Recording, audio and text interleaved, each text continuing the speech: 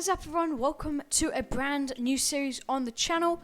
A lot of the Floppy Fish Squad have requested for me to do some Roblox Studio videos, but today I'm going to be showing you the basics of Roblox Studio. And if you do want more Roblox Studio videos, make sure to comment down below, hashtag Roblox Studio videos. Let's get right into the video. So guys, when you press the Roblox Studio icon either down there, it will load up to this sort of screen and you can choose what sort of map you would like. And for this video, I'm going to go to a base plate. So we're going to load into the base plate here and show you the basics here now. So if we can just load, thank you very much. Okay, so to start off the basics, I would suggest you get a part out here, and we can do lots with this part. We can size it up, we can move it around, and all sorts. But before we do anything else, I would suggest for you to go to the top bar here, next to test, home, model, test, and view. Press view, and then you would see all these things, and you'd be like, what the heck is happening here? Then go over to properties, press properties and explorer. And then it should look like that, or it may be on the other side of the screen. Really doesn't matter where it is, anywhere on the screen is fine. So then what will happen here, so because we've got this part here now, got a part from over here, we can see that there's lots of information here on the side. And an explorer is basically what exactly you have on your map. So if you have a map basically like Bubblegum Simulator, or every single part, or like egg, or tree is all here on the side. So if we added another part here right now, as you can see, we have two parts and they highlight together.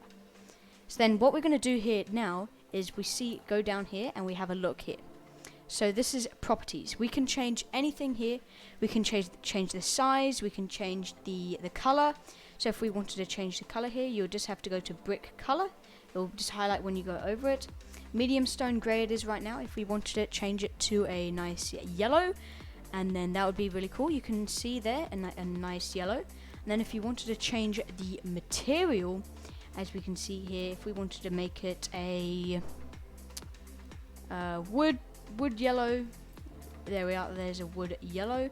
And then we'll do it one more example. If we wanted to make it a white and like a marble sort of thing here, and then it would look like a marble.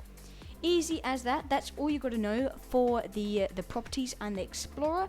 There's obviously going to be more detail on the properties and the explorer in like a couple videos from now or so, but we're going to definitely be covering lots more information about the properties and the explorer here in the next few videos.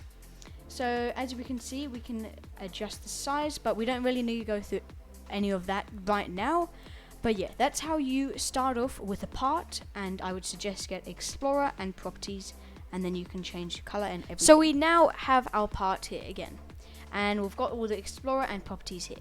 So now if you're probably asking me, Floppy, how do I make it taller? Your one will probably start off if you use the scale here. So if we just go to the top here, you can see on the home area, it's like paste, copy, duplicate, all that. And then you can see select, move, and scale. I'll get to all the others in a moment, but we're going to focus on scale for now. So what scale does is basically make your block more thinner, or more higher, or more wider, anything you would like. So your block would probably start off like this. You can probably only make it about that thin, and you can make it very high. So as you can see, you're not very accurate with it. But to solve that sort of problem, we just go here to model. And I would suggest you do this because it helps me out with building very much. So what you can do also is just go here to the model. You can hit model, and you can turn all these off. It helps me out with building. It doesn't really help out at all. It just helps me. It's not really necessary, I would say, but some will say different, but I don't really know about them. I just turn them off anyway. But if we just go here, we'll see rotate and move. We'll get to rotate in a moment, but move is like the width of the thing. So as we can see, it is at 1 studs right now. We want that to be at 0.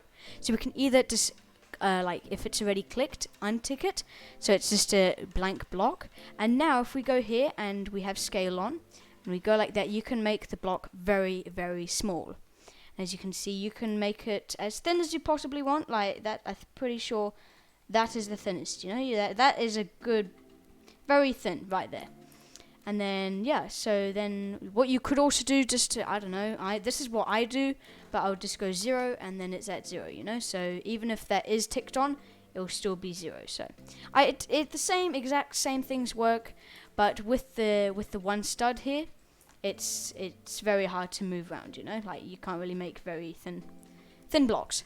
But yeah, we're going to move on to rotate. So we're here now at rotate, and it's just literally next to the scale one.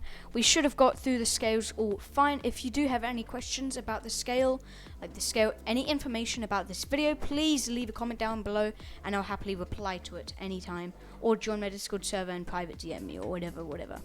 No?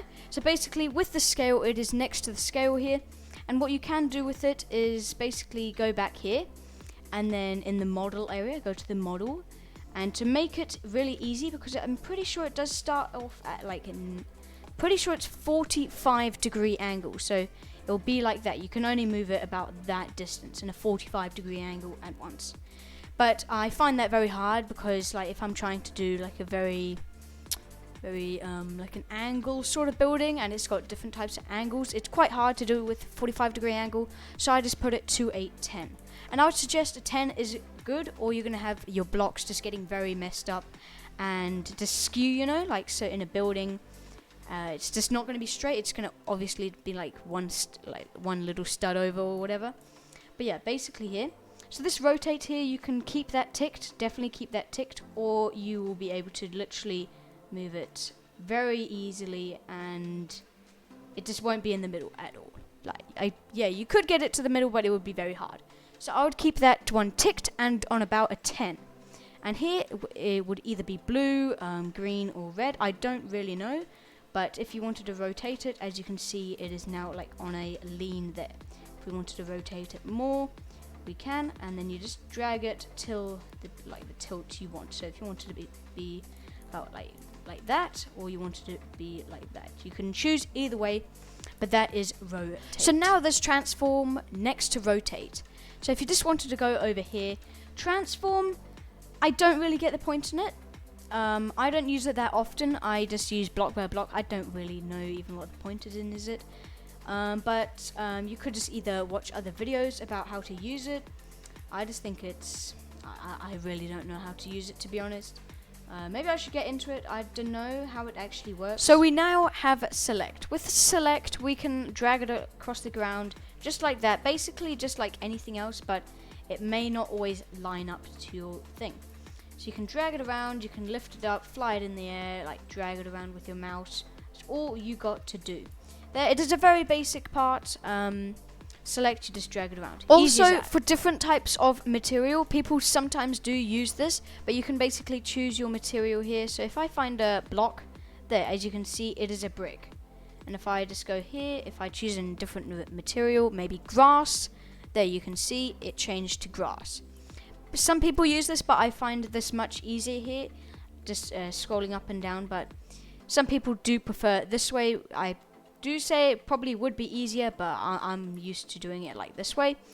But yeah, that's just another way to get materials anyway, right. Guys, I would like to go over a few more basics before we end today's video. But basically, there is a thing called Toolbox, and it's other people's generated items that they have uploaded, and yeah. So basically, there's lots of stuff here. You can exploding barrel, roads, city roads and stuff. But I don't really use this. I would preferably like to make my own items. I know a lot of people that do use them in games, and then their games get shut down and stuff. But yeah, it's some items are really cool here, and then you just try to recreate them. I'd preferably say that, but if you do want to just take these people's items and put them in their game just for fun to play around with, be my guest. I really don't mind. But yeah, it's just Toolbox. You can search up anything. So if for instance, if I wanted a car, I could search up here car, and it will come up with a Lamborghini Huracan, a Tesla model, a Bugatti.